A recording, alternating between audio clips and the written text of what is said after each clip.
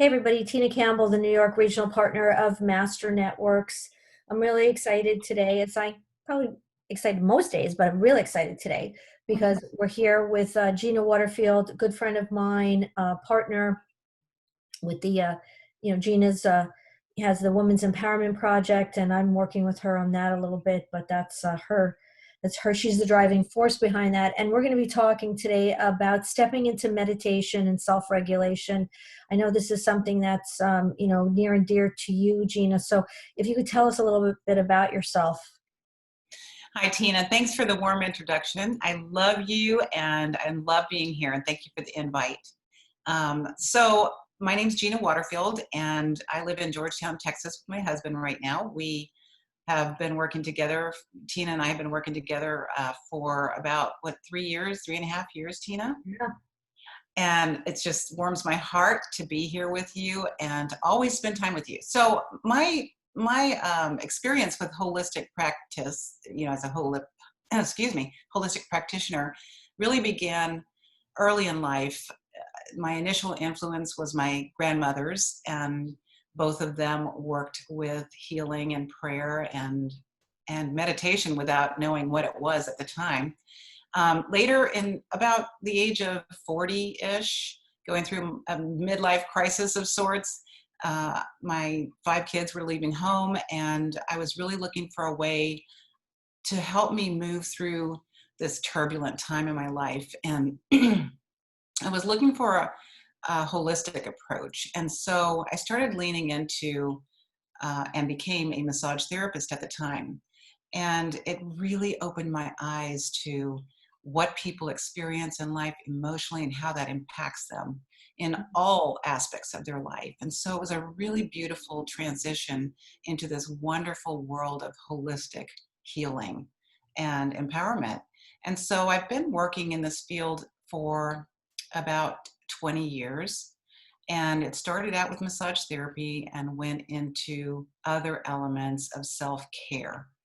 And it just became this really beautiful spiritual journey, and also supported by science. And that's what I loved about it so much, Tina. It was fascinating to learn how the brain and the body work together and how that intersects with our spiritual wellness. And, I went on to develop myself as an energy practitioner, and then next was becoming an esthetician for skincare and understanding the skin, and then into energy work itself.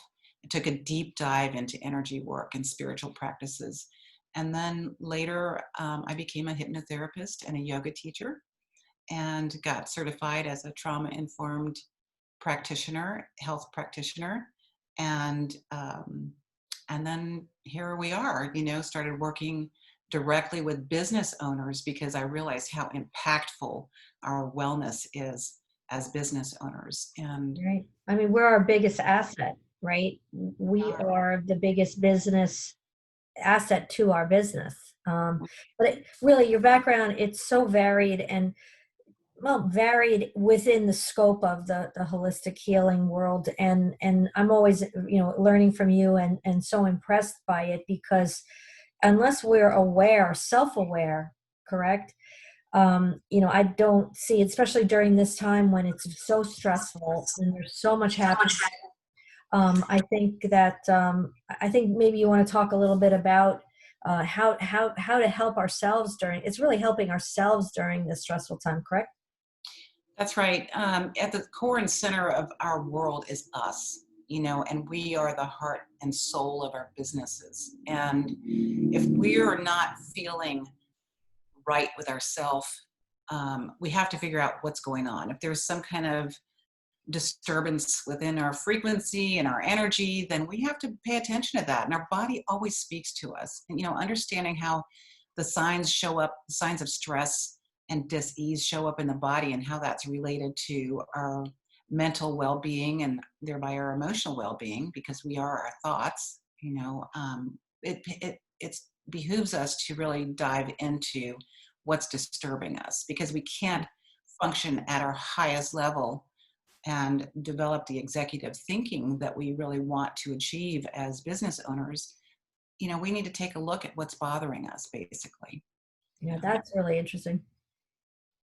Well, it's fun and it's really exciting. And there's so much information that's coming from the neuroscience community that supports things like yoga and meditation and mindfulness practices and how they can really help us get clear with what it is that we want to do, how we want to get there, and then start to develop our, the essence of our core level strength. That's a God-given gift, to be flexible and unique and resourceful and powerful and step more into the zone of accomplishing things through the fear, because fear is always going to be present. There's always things that happen. There's unexpected experiences that come up. There's family issues and business issues, and all of that means that we need to be operating at our level best in the highest level of frequency that we possibly can. Yeah, that is so interesting. And again, through the what you're learning with the neuroscience end of it, and it's really looking at, from what I'm hearing, I mean, this is all what I've learned from you, and that it's like we are an ecosystem. We are our own ecosystem, and it's not just the physical, it's the mental, it's the spiritual, it's the whole piece that you have to pay attention to, and sometimes it can be overwhelming. But do you think that there's something people can do right now, if they, that's kind of, it in a very big way, but is there something more pragmatic, because I know you have a lot of ideas for that right now. Absolutely. I mean, to address the first part of your statement, we are our own ecosystem and we're designed individually by, nature. We have all of these different elements that we're dealing with. We are connected to the earth and to the universe and to God. And to each other. And we need to really address, the how as well as the what, right? And then, we have the why we need stress relief. We need to balance out our nervous system. I lean into meditation as a meditation teacher because I know how valuable it is and how much it helped me in my life and how it helps other people. And today, everybody is aware of meditation, but people still have problems with getting to the place of even, well, what's it good for? Or how does it work? And how can I access that part of myself through meditation? How does meditation work? And there's a lot of myths associated with meditation too. Meditation in itself is not solely a spiritual practice. I mean, excuse me, a religious practice. It's more of a spiritual practice. And that art of getting stillness is the foundation behind that. Accessing, our clearest thinking. It enhances our work performance. It enhances our relationships. And there's multiple ways to find that stillness in meditation and to activate the meditation muscle. Meditation, you can do meditation in a number of different ways, and everybody's unique. So if you want to build your meditation practice and you don't know where to start, the simple start is close your eyes and breathe. Bring awareness to your breath. Bring your breath all the way down to the core of your being, of your body. And, just that act alone can take just a few minutes. And that can help balance your nervous system and reduce the stress. And it impacts all of our systems in the body. There's a vagus nerve, which is the largest nerve in the body. And we know now that in order to access the vagus nerve, which is responsible for how we think and how we feel, and even our internal organs and all of the systems of the body, we have to get still. And so getting to activate that vagus nerve to send out the hormones and the signals to the body and the brain, we just have to sit in stillness and breathe. And that deep breathing is the key to that, to unlocking that connection and to activating those hormones and stress response mechanisms that we need in our life. So breathing it with a focus on the exhale, extending out the exhale, is really helpful. It's the thing that activates the nervous system, and the vagus nerve. So just getting to the place where we can inhale deeply to the count of, there's different counts that you can use, but maybe to the count of 4 if you're just beginning, and then to pause and hold that breath and gently hold it, not forcibly hold it.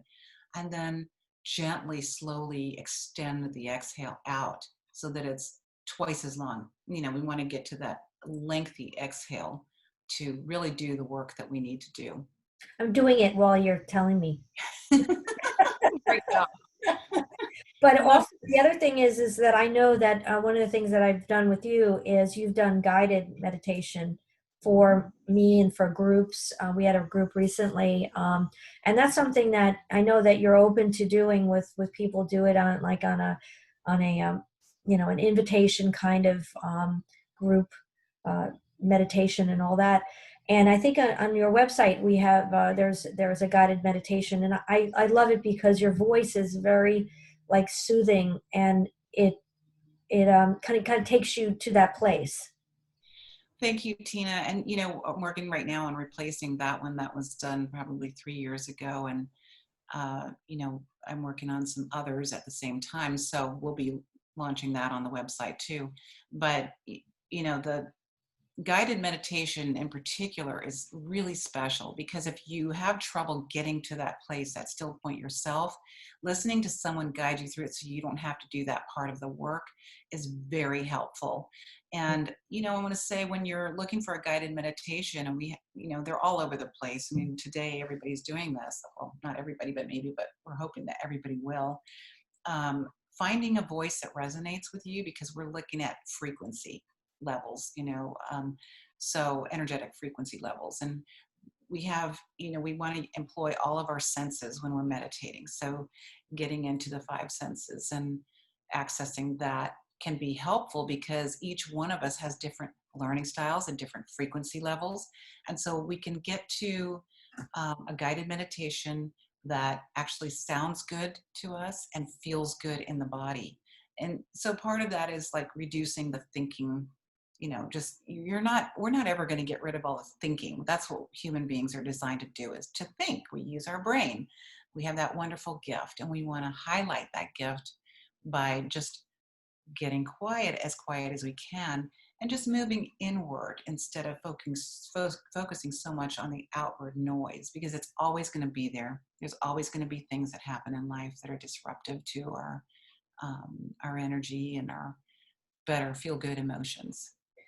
I heard that a education system, I'm not sure where it was, I think it was a public education system somewhere in the country, had started to incorporate meditations, obviously before the crisis that we're in right now, but in the classroom, and kids they were meditating, they had these meditations, and the kids were more focused, weren't as antsy to disrupt the class, and so it was extremely helpful. So I'm thinking, I mean, why isn't this something that isn't employed more often? And I think that's where we have to just let people know. I mean, I know that what you've been able to do for me is just, I mean, I can be very unfocused sometimes, and listening to your voice and just it gets me very clear. Also, I love it because my brain just won't shut off. So the guided meditation for me helps me to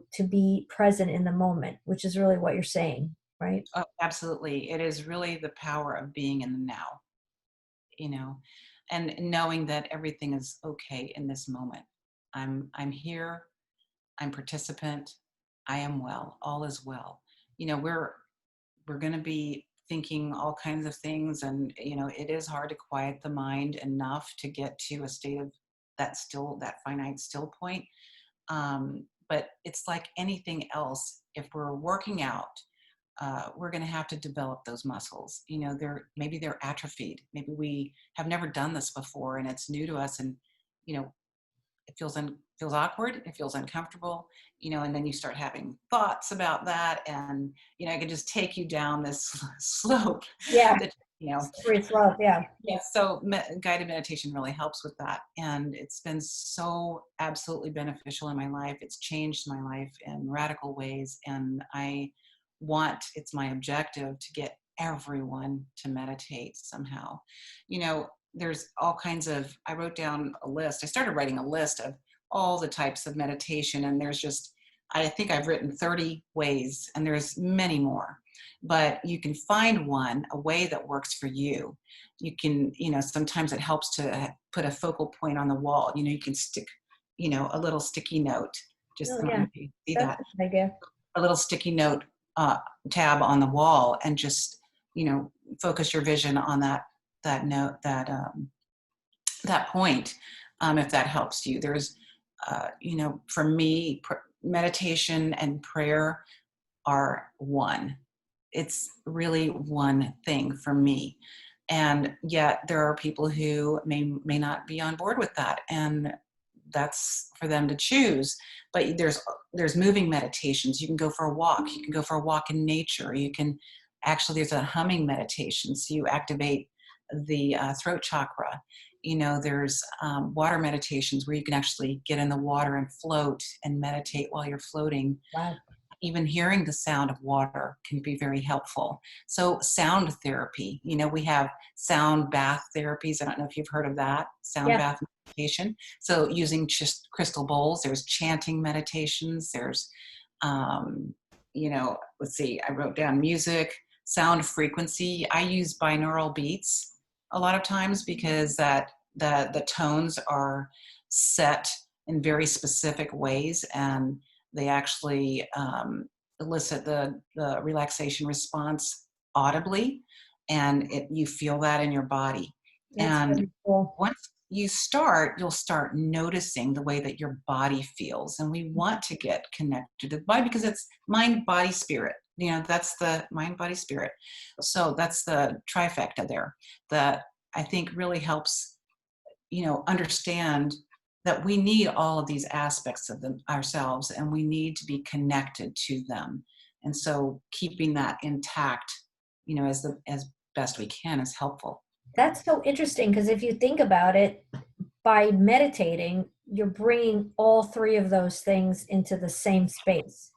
I never thought of Absolutely. it like that way. Never thought of it because that's, again, having to quiet your mind, right? In order to almost like gives it, so you're giving yourself a break also. If you could do it during the day, even for, what would you suggest? Even, if you were going to just sit quietly or listen to a guided meditation, let's say, what do you think a person is for at least to start out? That's a great question, Tina. And that's the next question I usually hear. First I hear, well, how can I get there? I can't do this. I can't quiet my mind. Yeah, And that's, exactly. it is difficult in the beginning because you're developing that. But, ideally, I would say, 20 minutes a day, once in the morning, once in the evening. You can do it just upon awakening. That's an ideal time. Your brain is going through certain sleep cycles every night, and you want to get to certain sleep cycles in order to achieve toxic release, let go of all of the unhealthy things and let our body heal itself and repair all the cellular damage, and you know work out problems that we have.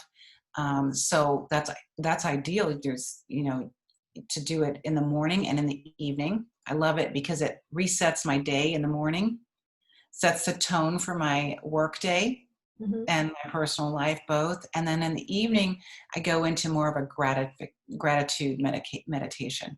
That's I so won't say cool. medication, but I do like to use that word. I Yeah, meditated, that yeah, term, yeah, meditate because we all could use some of that. And the other thing is that it's important to know that you can do this in just a couple of minutes. It yeah. doesn't have to be a long practice in the beginning. It doesn't ever have to be a long practice. I mean, ideally, we want to get to that point. But the first thing is to just get there, to have this curiosity about it and to just lean in. And just start, right? Just start Just somewhere. start. And being a business person doesn't mean that this is not, cannot be, structured as part of your day.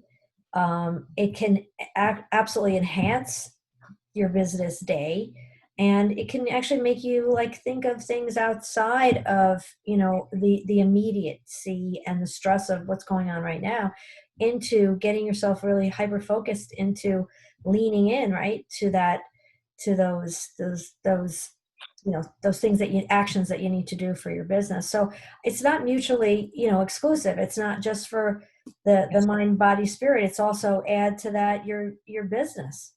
Absolutely.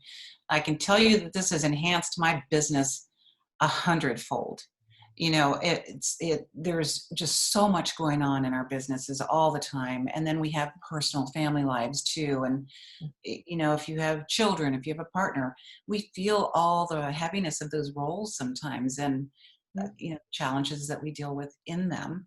Um, but meditation absolutely reduces stress. It strengthens our brain. It um, helps our body systems. It helps us cope with problems. These are real tangible things that we can put into play Yeah. that really serve us well and exponentially in all areas of our life in meditation. And with the, you mentioned your thinking with your business, and getting clear is really important. We need to have that time. Clarity. uh, we strengthen our brain, and with telomeres, and we are able to clear out the junk. That's the best part. We clear out the junk. Well, this is really interesting. So one of the things I'd love people to know is if they want to talk to you more about this, what are the kind of things, I know you do some coaching. I just want people to understand, because I've seen you grow in this space, and I think people should be aware of it. So what kind of, what do you offer as far as, coaching to Well, this? okay, so right now I have a group, not a group, an individual one-to-one coaching program. It runs 12 weeks. And I will also see people outside of that on a case-by-case basis. My schedule is very busy right now. But I think it's so important. And, you and I are working on behind the scenes on developing a webinar for meditation itself, because it is so powerful. And people can always reach out to me. There's my website. I can Yeah, access. all of that will be in the description of this video, so they can reach out and to try to just ask you. They can ask you a question or ask you more about your 12-week course that you're giving.